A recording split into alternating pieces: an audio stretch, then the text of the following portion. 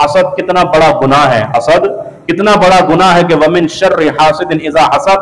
تو حسد کے خاتمے کا علاج اللہ رب العالمین نے یہاں بیان فرما دیا. فرمایا کہ تمہارے دل کی بیماری حسد ایسے ختم ہو سکتی ہے کہ تم اللہ کی تقسیم پر راضی ہو جاؤ، تم اللہ کی تقسیم پر، اس کی رحمت پہ راضی ہو جاؤ. یہ حسد جیسی برائی تمہارے دل سے نکل جائے گی. اللہ کی تقسیم پر اگر راضی نہیں ہوگے تو تمہارے سینے میں حسد پیدا ہو جائے گا کہ اس کو اتنا کیوں مل گیا، اس کے پاس اتنی عزت کیوں ہے، لوگ اس سے محبت کیوں کرتے ہیں، اس کے پاس یہ 4-6 دکانیں کیوں ہیں، پلاٹس کیوں ہیں، کاروبار کیوں چل رہا ہے. اللہ رب العالمین نے اس کو عطا کیا تو اللہ سے مانگ، اللہ تجھے بھی عطا کرنے پر قادر ہے. اور یہ تقسیم ہے. اور یہ اللہ کے نبی علیہ السلام نے ابو ہریرہ رضی اللہ تعالیٰ عنہ سے فرمایا تھا، اے ابو ہریرہ اللہ کی تقسیم پر راضی ہو جاؤ، اللہ کی تقسیم پر راضی ہو جاؤ، اللہ رب العالمین تمہیں غنی کر دے گا. تمہیں غنی، ہر ایک کو دیکھ کے اپنے دل کو جلایا نہیں کرو، ارے اس کو کتنی عزت ملی ہے، اس کے پاس کتنی دولت ہے، کتنا پیسہ ہے. فرمایا اس کو بھی دینے والا اللہ ہے، تو مانگ، تجھے بھی نوازنے والا اللہ ہے. اللہ رب العالمین کی توفیق سے 25ویں سپارے کا آج انشاءاللہ آغاز کریں گے. 24ویں سپارے کے آخری صفحے پر اللہ رب العالمین نے فرمایا ہے کہ وَلَوْ جَعَلْنَاهُ قُرْآنًا، کہ قرآن کریم کو نہ ماننے والے اور محمد مصطفیٰ صلی اللہ علیہ وسلم کا انکار کرنے والے اعتراض کرتے ہیں کہ یہ قرآن عربی زبان کے علاوہ کسی اور زبان میں نازل کیوں نہیں ہوا، عربی کے علاوہ کسی اور زبان میں یہ نازل ہو جاتا اور اس کی تفصیل کسی اور زبان میں اگر ہوتی تو ہم ایمان لے آتے. اللہ رب العالمین نے فرمایا کہ محض ان کی یہ باتیں ہیں نہ ماننے والی، صرف اور صرف پروپیگنڈا کرنے والی. اور اگر ہم کسی اور زبان میں یہ قرآن نازل کرتے تو یہ کہتے کہ یہ نبی تو عربی ہیں اور زبان عجمی ہے، یہ کیسی بات ہو گئی ہے. یعنی اعتراض کرنے والا کہیں نہ کہیں لازمی کوئی نہ کوئی اعتراض کرے گا. ابھی عربی ہیں اور عربی زبان میں ہم نے نازل کیا تو یہ کہہ رہے ہیں کسی اور زبان میں نازل کیوں نہیں کیا گیا. اور اگر ہم کسی اور زبان میں نازل کر دیتے تو یہ کہتے کہ یہ تو خود عربی ہے، یہ کسی اور زبان میں کس طرح آپ کی بات کو سمجھا سکتے ہیں، یعنی اللہ کی بات کو. تو قل اے نبی صلی اللہ علیہ وسلم ان سے کہہ دیجئے کہ اللہ رب العالمین یہ ارشاد فرماتا ہے کہ یہ قرآن ان کے لیے ہدایت ہے اور شفا ہے کہ جو اس پر ایمان لے کر آتے ہیں، جو اس پر ایمان رکھتے ہیں اس کے لیے ہدایت بھی ہے اور اس کے لیے شفا بھی ہے. پھر اللہ رب العالمین فرما رہا ہے کہ الیہ یرد علم الساعہ، قیامت کب قائم ہوگی اس کا علم اللہ رب العالمین کے علاوہ کسی کو نہیں ہے. اور پھل کے شگوفے میں، پھل کی ڈالیوں میں جس کے اندر پھل پیک ہوتا ہے اس کو شگوفہ کہا جاتا ہے، اس میں کیا پھل ہے، کس نوعیت کا پھل ہے، کس کلر کا پھل ہے اور اس کا ذائقہ کیسا ہے، یہ اللہ رب العالمین کے علاوہ کوئی نہیں جانتا. ماں کے رحم میں کیا ہے یہ اللہ رب العالمین کے علاوہ کوئی نہیں جانتا، یہ علم اللہ کے علاوہ کسی کے پاس نہیں ہے. تو اللہ رب العالمین فرما رہا ہے کہ اس دن پھر ہم ایک ندا لگائیں گے، آواز لگائیں گے کہ کہاں ہیں وہ لوگ کہ جن کی تم پوجا کرتے تھے اللہ رب العالمین کو چھوڑ کر، ان کو آج ہمارے سامنے لے کر آؤ. وہ ہمارے سامنے آئیں گے تو پھر ہم ان سے پوچھیں گے کہ تم کس طرح اللہ رب العالمین کو چھوڑ کر اور اپنی عبادت میں ان کو مشغول کر دیا کرتے تھے، تو ہم ان کو سخت ترین عذاب سے دوچار کریں گے. قیامت کا علم اللہ کے پاس، پھل کے شگوفے میں کیا موجود ہے یہ علم اللہ کے پاس، اور ماں کے رحم میں کیا ہے یہ بھی اللہ رب العالمین کے پاس یہ علم ہے. اس کے علاوہ قطعاً کسی بابا کے پاس اور کسی پیر صاحب کے پاس اس طرح کا علم ہرگز نہیں ہے. یہ علم صرف اللہ کے پاس ہے اور اللہ کے علاوہ ان باتوں کو کوئی نہیں جانتا ہے. اس کے بعد سورہ الشورى کا آغاز ہوتا ہے، اور میں نے پہلے بھی آپ سے ذکر کیا تھا کہ ایک ہے سورہ الشعراء جو ہم نے पढ़ चुके हैं और उसकी मुंतखब आयात आपके सामने बयान हो चुकी हैं। यह है सूरह शूरा। एक शौरा है और एक शूरा है। शौरा का मतलब शायर की जमा है और शूरा का मतलब वो कि जो शूरा की कमेटी होती है, लोग बैठते हैं, इंतजामिया होती है कि जी ये कमेटी है शूरा की, ये मुशावरत करके कोई बात तय करेंगे और कोई फैसला होगा। तो ये वो सूरह अश-शूरा है। अल्लाह रब्बुल आलमीन इसमें इरशाद फरमा रहा है कि मन काना युरीदु हरसल आखिरा, कि जो शख्स आखिरत की खेती चाहता है, यानी जो आखिरत चाहता है और बेहतरीन आखिरत चाहता है, हम उसको दे देते हैं। और मन काना युरीदु हरसद दुनिया, जो दुनिया की खेती चाहता है और दुनिया का माल और मता और जीनत चाहता है, तो हम उसको दुनिया अता कर देते हैं। जो जो चाहता है हम दे देते हैं। लेकिन ये याद रखो कि जिनके लिए आखिरत दे दी गई और जिनको आखिरत में अच्छा बदला दे दिया गया है, वो लोग कामयाब हो गए। लेकिन जिनको दुनिया दे दी गई उनके चाहने पर, तो इसका मतलब यह है कि आखिरत में उनका कोई हिस्सा मौजूद नहीं है। तो दुनिया में रहते हुए उतनी ही दुनिया अल्लाह रब्बुल आलमीन से मांगें और सवाल करें कि जितनी की हमें जरूरत है। दुनिया मांगना और दुनिया में ज़ेब व ज़ीनत के साथ रहना और खूबसूरत आसाइश और सहूलियात के साथ रहना, ये कत्तान शरीयत में कहीं ममनू नहीं है। लेकिन सिर्फ इसी को अपना दीन ईमान समझ लेना, सिर्फ इसी के ऊपर इन्हिसार कर लेना और अल्लाह के उस आखिरी जो दिन आने वाला है क़यामत का, उसको भूल जाना, ये बाइस गुनाह है और बाइस अजाब है। इसलिए फरमाया कि जो दुनिया चाहता है हम उसको दुनिया भी दे देते हैं। वो सिर्फ अगर दुनिया के चाहत करता है हम उसे दुनिया दे देते हैं, लेकिन आखिरत में उसका कोई शरीक, आखिरत में हमारे पास उसके लिए कुछ मौजूद नहीं है। फिर अल्लाह रब्बुल आलमीन इरशाद फरमा रहा है इसी अश-शूरा में आखिरी आयातों में कि वकज़ालिका औहयना इलैका रूहम मिन अमरिना, ए पैगंबर हमने आपकी तरफ आसमानों से रूह को नाजिल किया है। और वो रूह से मुराद यहाँ पर क्या है मेरे भाई? यहाँ पर रूह से मुराद कुरान करीम है। ए पैगंबर हमने आसमानों से आपके लिए रूहम मिन अमरिना, रूह को नाजिल किया है। कुरान करीम से ये बात साबित हो रही है कि अल्लाह रब्बुल आलमीन कुरान को रूह कह रहे हैं और रूह की हैसियत जिस्म में क्या होती है वो आप जानते हैं। तो इस कुरान करीम को रूह कहना, समझ लीजिए कि जब तक कुरान मौजूद है आपके पास, आप जिंदा है। जिस तरह जिस्म में रूह है आप जिंदा है, इसी तरह अगर कुरान आपके पास मौजूद है तो आप जिंदा हैं। और ये याद रखिए कि कुरान करीम का ताल्लुक अगर एक मर्द के साथ जुड़ता है वो मर्द जिंदा हो जाता है, औरत कुरान के साथ ताल्लुक को जोड़ती है वो औरत जिंदा हो जाती है। एक सोसाइटी का ताल्लुक अगर कुरान के साथ जुड़ता है वो सोसाइटी जिंदा हो जाती है। एक मुआशरे का ताल्लुक अगर कुरान के साथ जुड़ता है वो मुआशरा जिंदा हो जाता है। और कुरान करीम का ताल्लुक अगर एक रियासत के साथ जुड़ता है वो रियासत जिंदा हो जाती है, वो निजाम जिंदा हो जाता है। क्योंकि कुरान करीम तुम्हें जिंदा रखने के लिए आया है, जिंदा करने के लिए आया है। तो फरमाया कि ये रूह है। जिस तरह एक ट्रक होता है और वो माल से लदा हुआ होता है, माल से लदा, उस पूरे ट्रक का इन्हिसार किस चीज पर होता है? कभी गौर किया है आपने? जो ट्रक सामान से लदा हुआ है उस ट्रक का इन्हिसार किस चीज पर है? उस ट्रक का इन्हिसार हवा पर है। हवा पर, वो हवा कि जो उसके टायरों के अंदर है। अगर वो टायरों में से उसकी हवा को निकाल दिया जाए तो वो चंद कदम भी आगे बढ़ने से कासिर रहेगा। इसी तरह अगर हमारी जिंदगी से कुरान निकल जाए तो हम भी चंद कदम आगे बढ़ने से कासिर रहेंगे। अगर कुरान हमारी जिंदगियों से निकल जाएगा हम आगे जिंदगी में कुछ नहीं कर पाएंगे। इसलिए कुरान करीम को अपना ओढ़ना बिछोना बना लीजिए। फिर अल्लाह रब्बुल आलमीन इरशाद फरमा रहा है सूरह ज़ुखरुफ के अंदर कि अहुम यक्सिमूना रहमता रब्बिका। देखें हसद कितना बड़ा गुनाह है, हसद कितना बड़ा गुनाह है कि वमिन शर्रि हासिदिन इज़ा हसद। तो हसद के खात्मे का इलाज अल्लाह रब्बुल आलमीन ने यहाँ बयान फरमा दिया।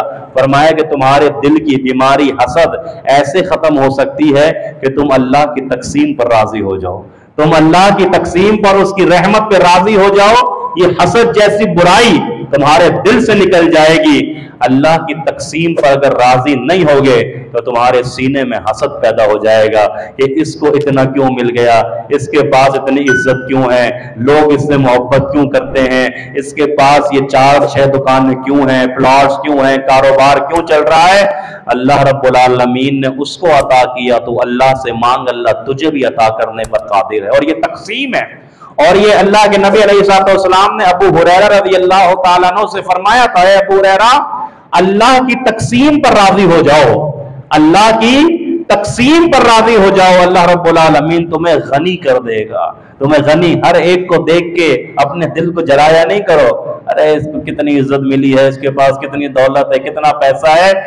فرمایا اس کو بھی دینے والا اللہ ہے، تو مانگ، تجھے بھی نوازنے والا اللہ ہے۔ اور اگر سب ہی امیر ہوتے، سب ہی دولت مند ہوتے ہیں اور سب کے پاس ہی تجارت اور کاروبار، تو یہ دنیا کا نظام چل سکتا تھا؟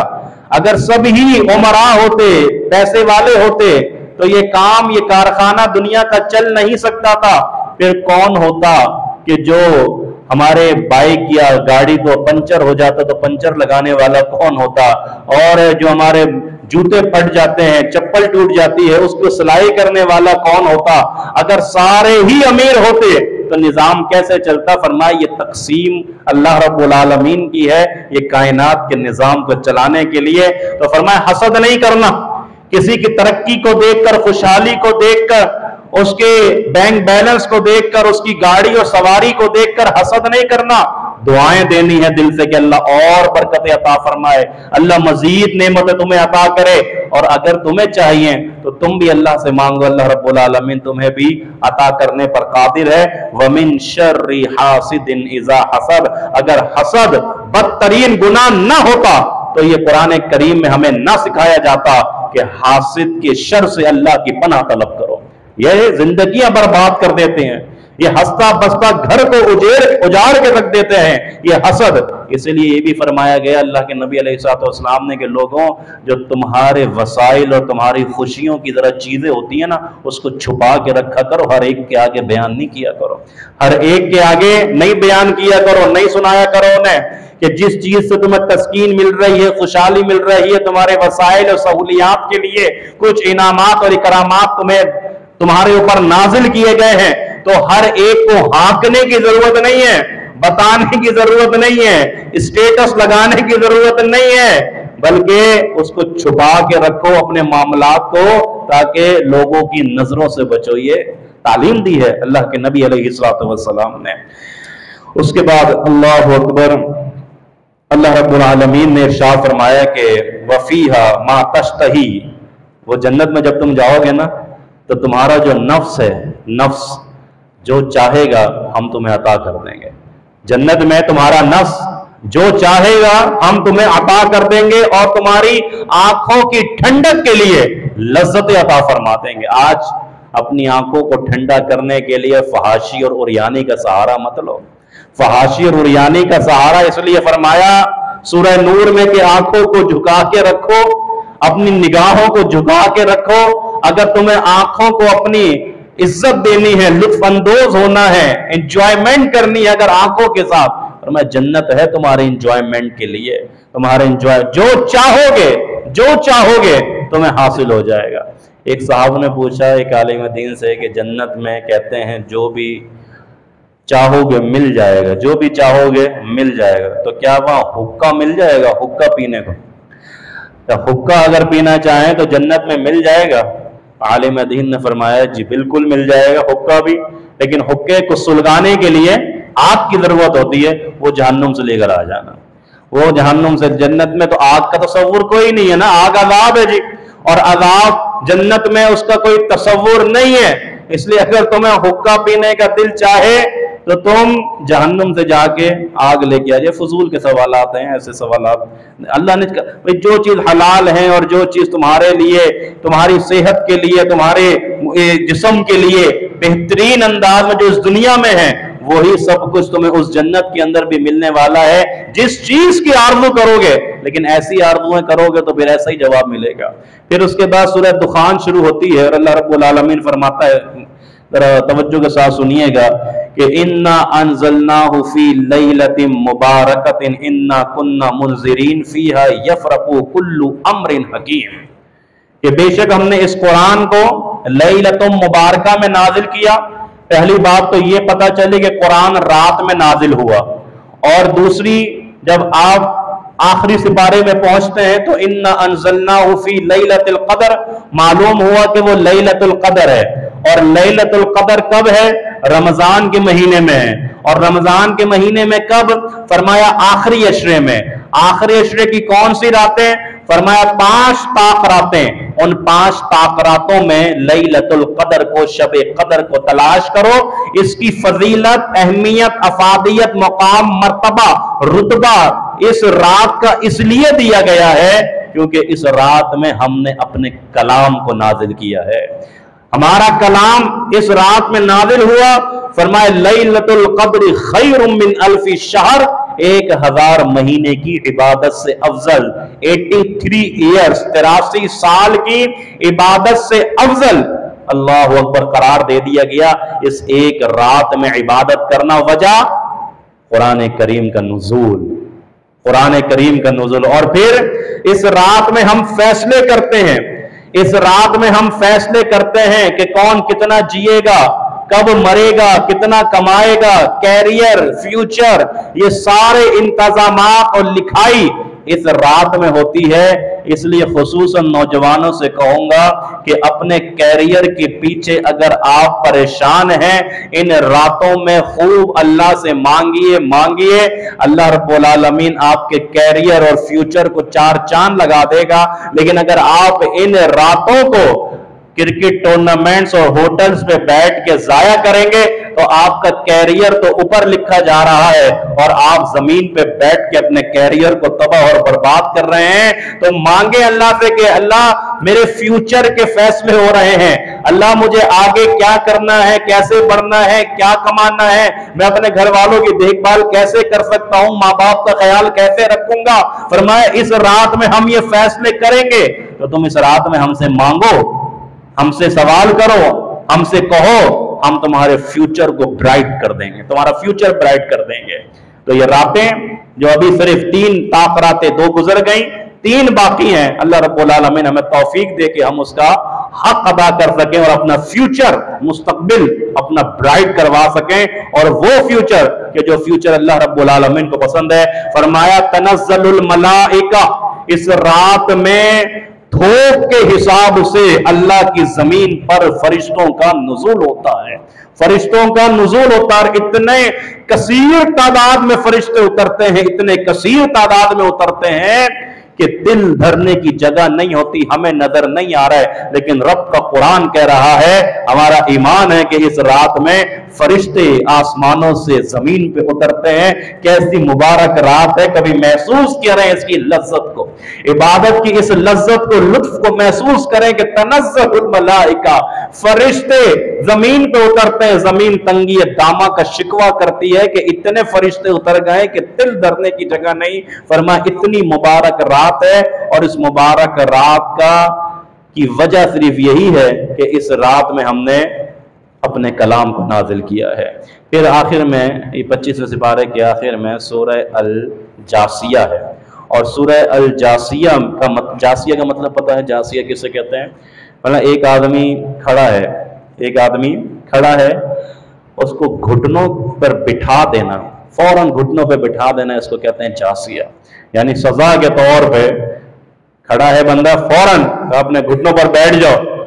ये घुटनों पर बैठना, इसको ये अल्लाह के अजाब का एक अंदाज है, तो इसको जासिया कहते हैं। फरमाया, और फिर अल्लाह रब्बुल आलमीन यहाँ फरमा रहा है, इरशाद कर रहा है, क्या अम हसीबल लज़ीना, लोगों ने ये समझ रखा है कि जिन्होंने लोगों का हक मारा, कयामत कायम क्यों होगी, कयामत का कायम होना क्यों जरूरी है, कयामत का बपा होना क्यों जरूरी है? अल्लाह ने बताया वो इसलिए जरूरी है, जिन्होंने जुल्म किया है, लोगों का हक मारा है, लोगों के साथ फ्रॉड और धोखा किया है, क्या उनका कोई हिसाब व किताब लेने वाला नहीं है?